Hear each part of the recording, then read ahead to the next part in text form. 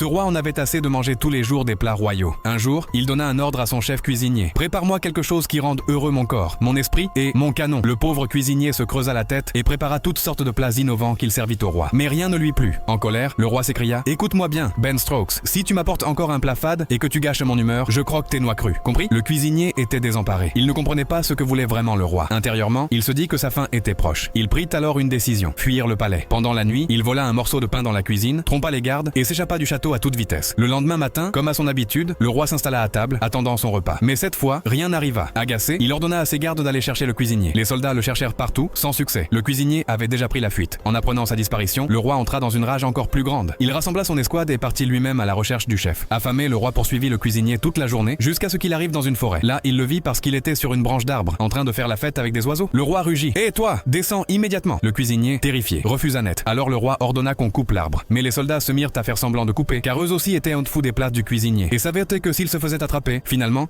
le roi prit lui-même la hache et se mit à abattre l'arbre lentement. À cause des coups puissants, l'arbre commença à trembler. Le cuisinier paniqua, et à ce moment-là, le sac de pain accroché à côté de lui glissa et tomba au sol. Curieux, le roi ramassa le sac et découvrit à l'intérieur un simple pain, du genre que mangent les pauvres. Il n'en avait jamais goûté un pareil auparavant. Il dit aux gardes « Coupez-moi un morceau, je veux goûter ». Dès qu'il mit le pain dans sa bouche, il fut choqué. « Mais c'est ce goût que je cherchais depuis toujours ». Furieux mais aussi étonné, il se tourna vers le cuisinier et demanda « Hé, pourquoi ne m'as-tu jamais fait goûter ce délice avant ?» Le cuisinier répondit « Majesté, ce pain est fait grâce à une bactérie appelée lactobacillus, mais je ne la prends pas dans du yaourt comme les autres. Et puis bon, avec toutes vos reines, vous devez avoir l'habitude de goûter à ce genre de plaisir, non ?» Le goût du pain calma la colère du roi. Il pardonna donc au cuisinier et émit un décret royal. À partir d'aujourd'hui, on servira du pain au lactobacillus à chaque repas.